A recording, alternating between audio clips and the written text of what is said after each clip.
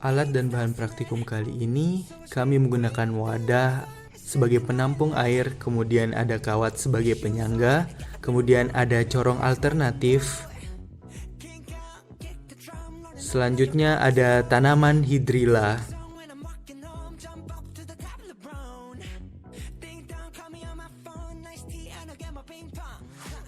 Pertama-tama, penuhi corong alternatif dengan air, lalu isi corong tersebut dengan tumbuhan hidrilla.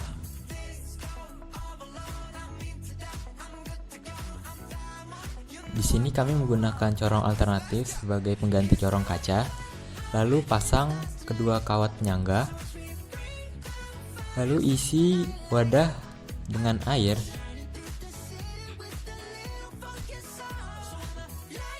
Setelah wadah diisi dengan air, masukkan rangkaian yang telah kita buat ke dalam air. Pada percobaan kali ini, kita melakukan dengan 3 perlakuan. Perlakuan yang pertama yaitu dengan menempatkan rangkaian di tempat yang terang. Dan pada perlakuan yang kedua, kita tetap menempatkan rangkaian di tempat yang terang, namun dengan penambahan soda kue. Perlakuan yang ketiga, kita melakukan perlakuan tersebut dengan menempatkan rangkaian di tempat yang gelap. Dari hasil percobaan yang telah kami lakukan, didapatkan hasil bahwa pada perlakuan yang pertama, saat rangkaian ditempatkan di tempat yang terang, maka gelembung udara yang dihasilkan cenderung lebih banyak.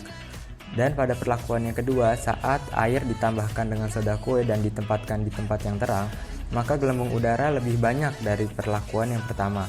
Namun pada perlakuan yang ketiga, saat rangkaian ditempatkan di tempat yang gelap, gelembung udara yang dihasilkan sangatlah sedikit sekali. Dari hasil percobaan yang telah kami lakukan, dapat ditarik kesimpulan bahwa intensitas cahaya dapat mempengaruhi laju fotosintesis. Ini dapat dilihat dari hasil yang telah kami dapatkan, bahwa rangkaian yang kami tempatkan di tempat yang terang maka akan menghasilkan gelembung udara yang lebih banyak.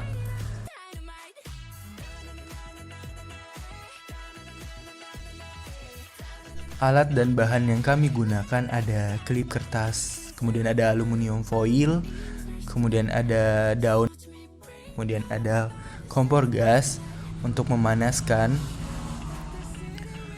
Lalu kami menggunakan alkohol dengan konsentrasi 96%, kemudian ada betadine,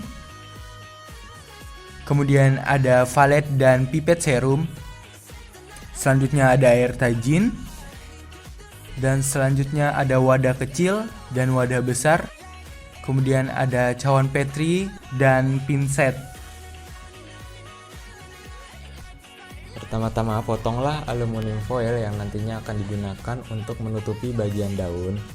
Kemudian kencangkan tutupan tersebut dengan menggunakan klip kertas sebelum matahari bersinar.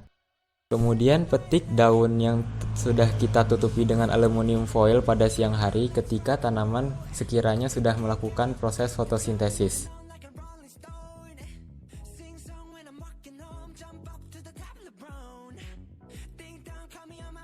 Lalu isi wadah besar dengan menggunakan air.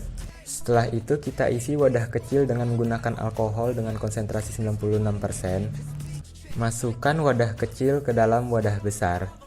Lalu daun yang telah kita petik sebelumnya, kita buka bagian yang tertutupi dengan aluminium foil, lalu masukkan ke dalam wadah kecil yang berisikan alkohol. Setelah itu kita panaskan. Di sini bertujuan untuk melarutkan klorofil pada daun. Daun dipanaskan sampai klorofil larut di alkohol. Daun dipanaskan sekiranya sampai daun terlihat pucat atau klorofil telah larut ke dalam alkohol. Setelah klorofil telah larut, maka pindahkan daun tersebut ke dalam cawan petri.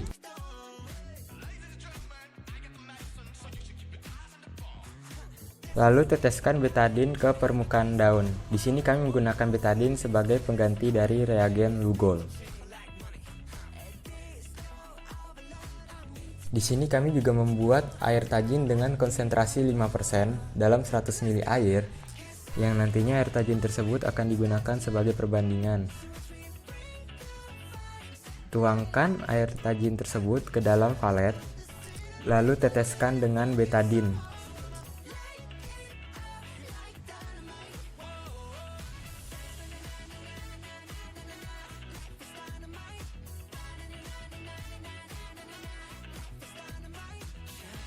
Dan yang terakhir, amatilah perubahan warna pada daun dan air tajin.